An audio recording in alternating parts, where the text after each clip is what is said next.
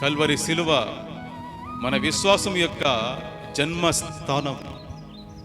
Calvary కొండ మన విశ్వాసం యొక్క జన్మస్థానం, జన్మస్థలం. అక్కడనే మన విశ్వాసం పుట్టింది.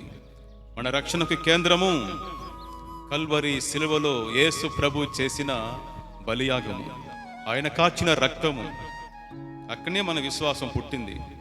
అక్కడ పుట్టని విశ్వాసము నిలబడదు, అది గాలికి కొట్టుకొని పోతుంది. ఎవరైతే యేసుక్రీస్తు యొక్క కల్వరి శిలువ బలియాగమును గుర్తించి అది నా కొరకే, నా రక్షణ కొరకే అన్న ఆ ఆలోచనతో దాన్ని విశ్వసించి వస్తారో వారి యొక్క విశ్వాసము బండ మీద కట్టబడిన ఇల్లు వలె దృఢంగా ఉంటుంది. వాళ్ళు దేవుని కొరకు జీవిస్తారు, ఆయన కొరకు దేనైనా వదులుకుంటారు, దేనైనా చేయడానికి సిద్ధపడతారు.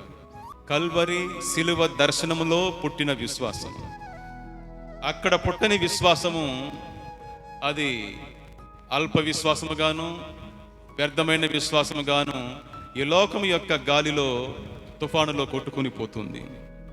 కష్టకాలములో, శ్రమల కాలములో మీ విశ్వాసం బలంగా ఉందంటే దానికి కారణము మీ విశ్వాసము సరైన స్థలంలో పుట్టింది. అది కల్వరి శిలువలో పుట్టింది కాబట్టి.